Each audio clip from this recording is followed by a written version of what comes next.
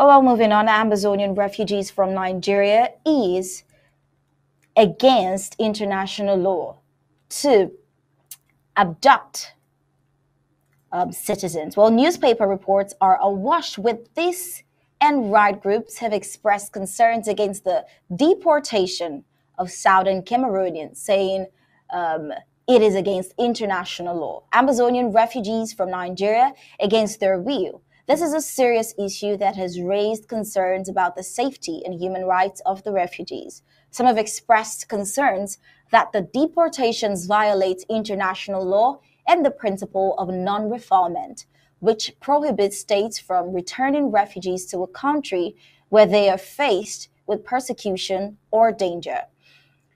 I, for one, for can deportation be possible when the war is still raging and when no ceasefire has been declared is a question that we're asking. How can this deportation be possible with this war still ravaging the Cameroons?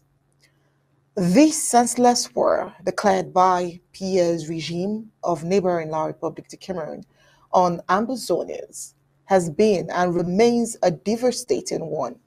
Over 50,000 deaths, over 1,000 homes and villages burnt, thousands missing, thousands in jails, over 1 million. Of course, the issue of refugee deportation has sparked debate about the rights of refugees and the responsibilities of host countries to protect them.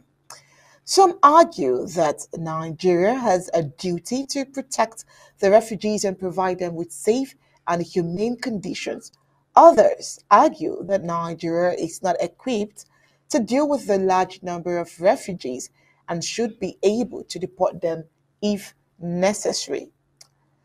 There has been allegations that the corrupt French Cameroonian government is pressuring the Nigerian government to deport refugees in order to suppress dissent and opposition. It also has been alleged that some of the refugees has been forcibly returned to war-torn Amazonia, where they face persecution, violence, and reprisals. The allegations are true because La Republic de Cameroon wants to continually sit on Amazonians whom they consider as their slaves. Oh, well, it's true that the situation in the Cameroons is complex and there are many different perspectives to it. Some have argued that the colonial La Republic government is treating the Southern Cameroons minority as second-class citizens and denying them basic rights, which is part of the truth.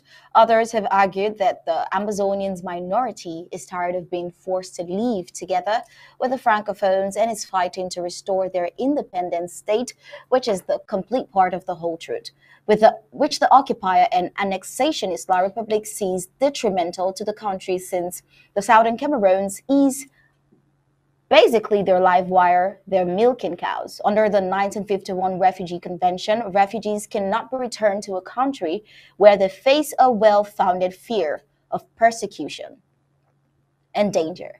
This includes situations where there is no ceasefire in place and the refugees may be at risk of violence and harm.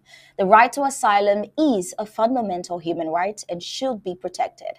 The international community needs to do more to protect the refugees and hold the genocidal annexationist La Republic's government accountable. The Southern Cameroon's conflict being the most neglected in recent history, many have called for more international pressure on the Yaoundé government to protect the rights of refugees and end the ongoing conflict. Some have called for sanctions or other measures to be taken against the genocidal La Republic de Cameroon government. Others have called for a greater role for the United Nations and other international bodies in mediating the conflict and promoting a peaceful resolutions. And these measures would be effective if the UN took the bull by the horns since escalation of this war 7 years today. Well, the United Nations has been involved in some capacity, but needs to play a more active role. The challenge is that any intervention by the United Nations or Other international bodies must be done in a way that respects the sovereignty of the oppressor La République and the oppressed, the Southern Cameroons, that may not cause further instability. The African Union, in this situation, has proven to be more or less a toothless bulldog, just like the United Nations. The interim government, through its spokesperson, Dr. Martin Mungwe, has also reacted to these as regards to the Tsang's family as well and has vehemently condemned these actions.